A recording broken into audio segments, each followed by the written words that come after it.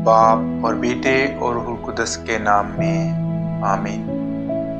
हमारे लिए आज की तिलावत यशायाह नबी का सहीफा, उसका 49 बाब और उसकी 8वीं आयत से लेकर 15वीं आयत तक।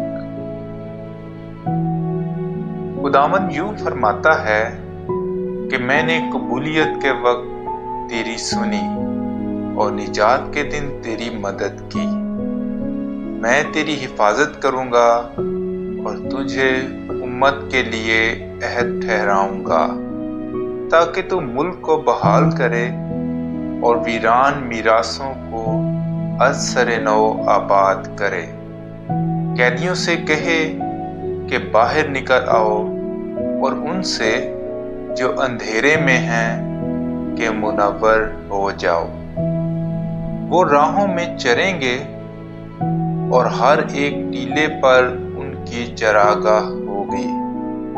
वो न भूखे होंगे और न प्यासे और न गर्मी और न धूप से उन्हें कोई ज़रर पहुंचेगा, क्योंकि उनका रहमान उनका हादी होगा और पानी के चश्मों की तरफ उन्हें ले जाएगा। मैं अपने सब पहाड़ों को राह बनाऊंगा और मेरे रास्ते हमवार होंगे।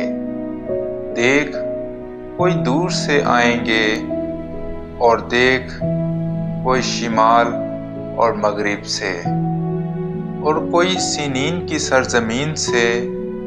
ए अफलाक, गीत गाओ और ए ज़मीन तू खुश हो और ए पहाड़ों राग गाने लगो, क्योंकि खुदावंद ने अपनी उम्मत को तसल्ली बख्शी और वो अपने गरीबों पर रहम करेगा।